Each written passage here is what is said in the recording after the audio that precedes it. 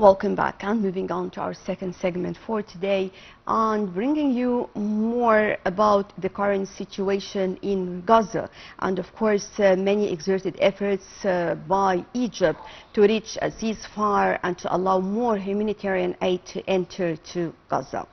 Well, here in the studio, it's a pleasure to have with us Dr. Ahmed Osama, member of the Egyptian Council for Foreign Affairs. Good morning. Good morning.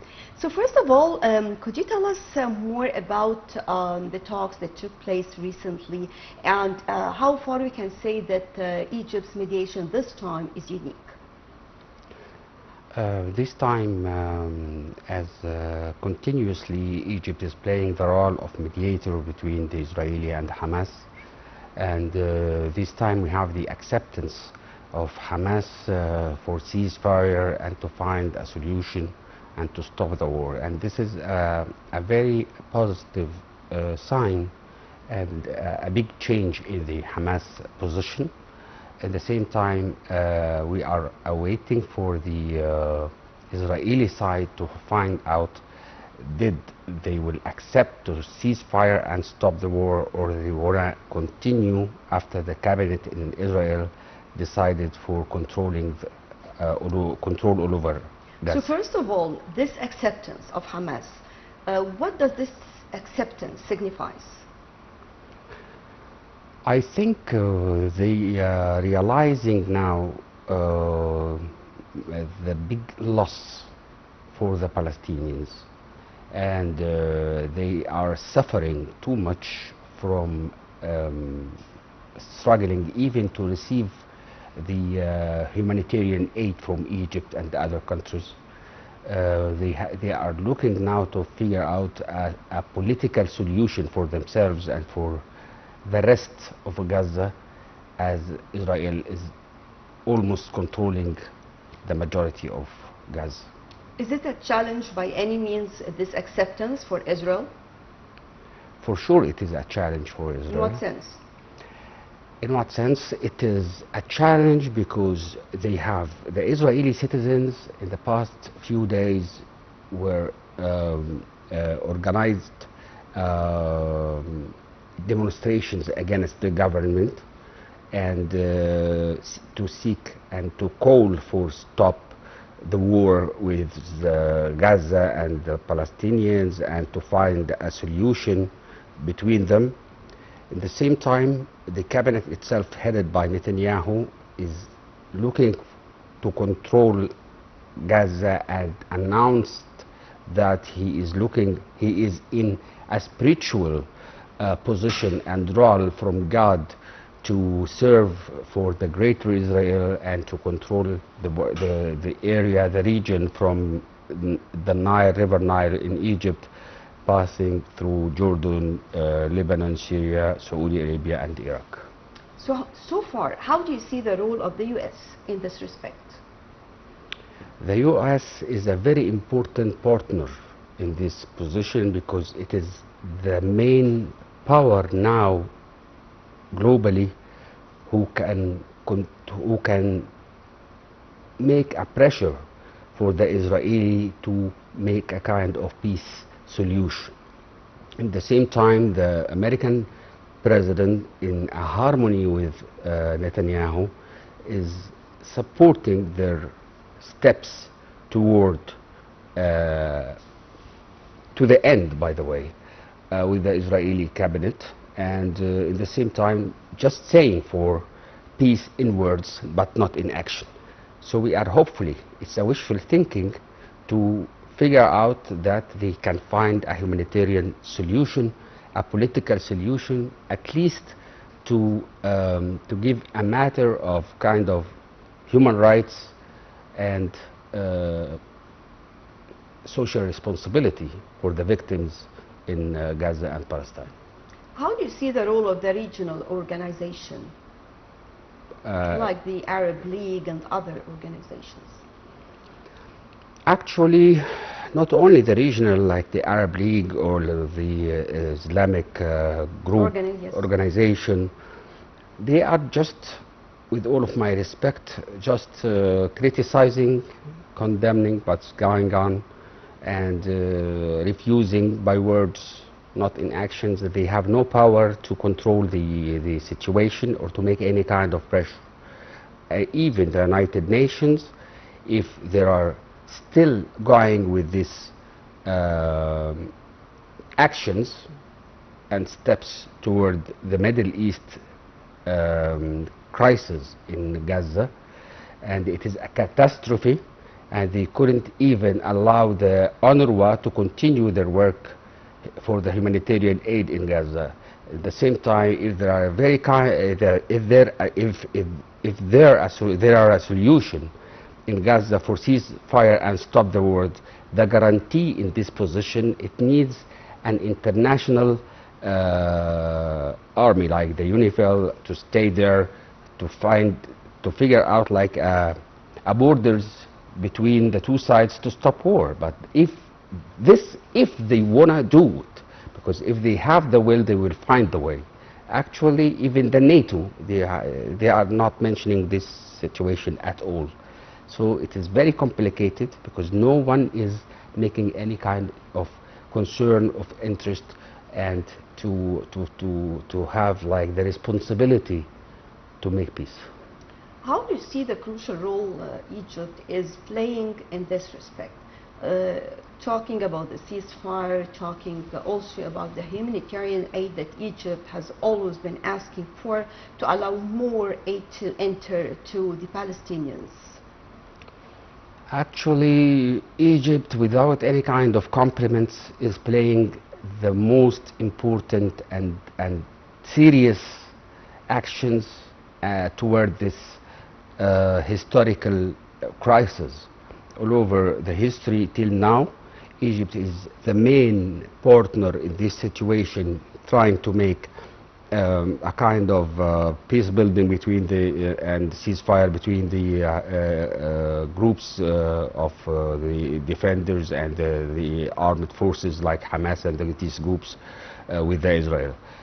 Trying for reconciliation between Hamas and Fatah in Palestine, trying to make a lot of efforts even to call in the Arab League with the United Nations. And seriously, the president called, especially President Trump of the United States, that he is capable and his role is very important for a peace building between them. So the role of Egypt through the intelligence, first of all, through the humanitarian aid, through the political and diplomatic efforts for peace building, Egypt is doing a very respectful actions and tangible achievements in this very critical situation. Well, what kind of mechanism that must be adopted to reach a lasting ceasefire or long ceasefire? First of all, we have to assure the ceasefire, even partially now, to serve people, because there are a lot of humanitarian and medical convoys needed to be there in Gaza.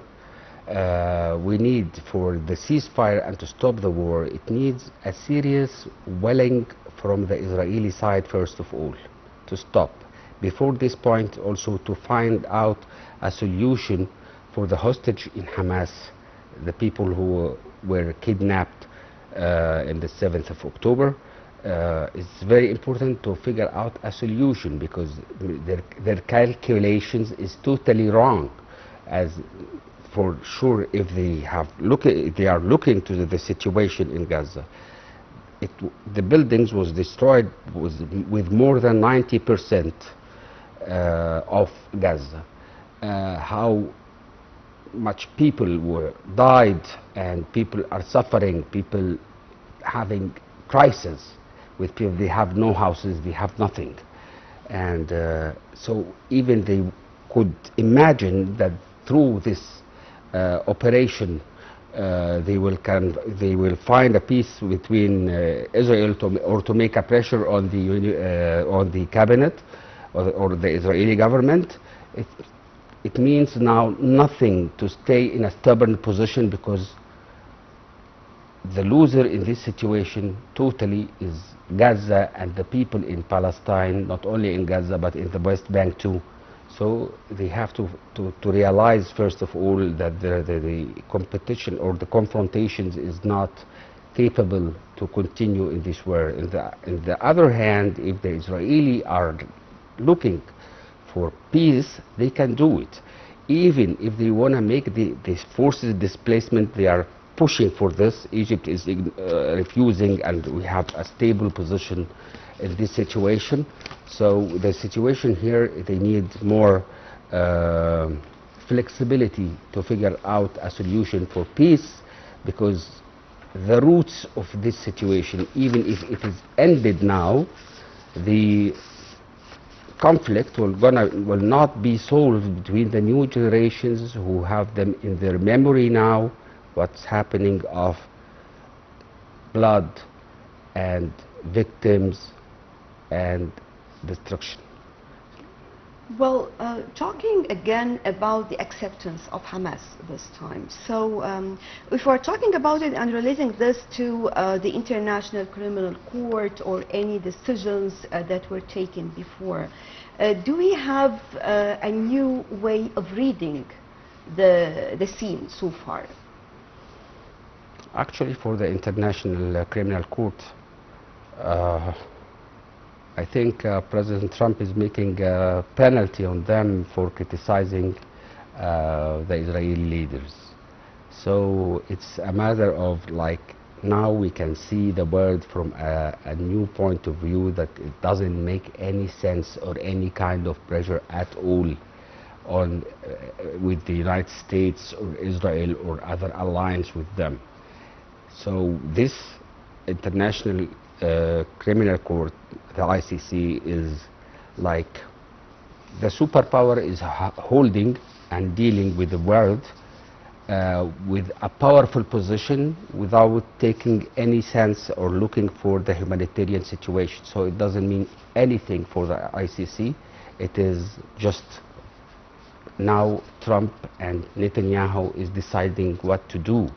Even through the other, in another hand, with negotiations with the Russian and Ukrainian war, you can find that Trump, his relationship or his respect for Putin in their meeting in Alaska is totally different, because there are a kind of balanced power. You can find this through the media, that even his meeting with the leaders of the EU, with the Ukrainian president, is totally different. So how come they were going to deal with the Arab world, or even with the weak people having no power in Palestine and others? So the world now, with all of my sorrow, that it is looking like the winner takes it all. Well, Egypt is working very hard on the international level with many countries, and we have seen, and we still have more countries that actually recognized Palestine as an independent state. How far can this help in this Palestinian question? Actually, Egypt is playing a very important role in this, again and again.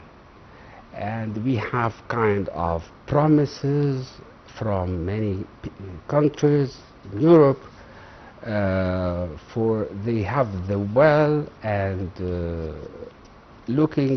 initiating to recognize the Palestinian state on September.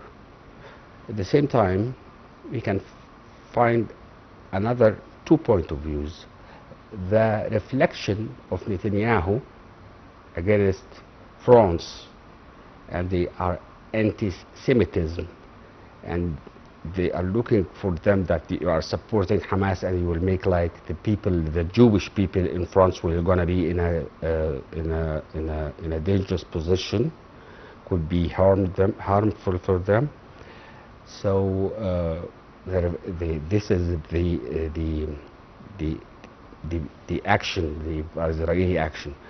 The other point is, what's the rest in Palestine from the West Bank and Gaza to build up a state. On the map, it's minimizing it more and more and more. And in the Israeli side, they are looking for Jordan that it could be the state of Palestine. So the situation is not very easy. It's very complicated this way. And the announcement of Netanyahu for the greater Middle East, it means two point of views: to control it by occupation, or to control it by controlling the finance, the economy, the culture, to hold them and to be the main source who is holding the situation in the region, and to be the most powerful. It is already, they have the power in the region, and the only strong people in the Arab world is Egypt, nothing more. Right.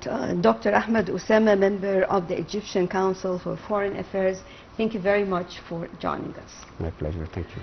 And with this, we come to the end of our breakfast show for today. Thank you all for joining us, and stay tuned for more coming up on Nile TV International.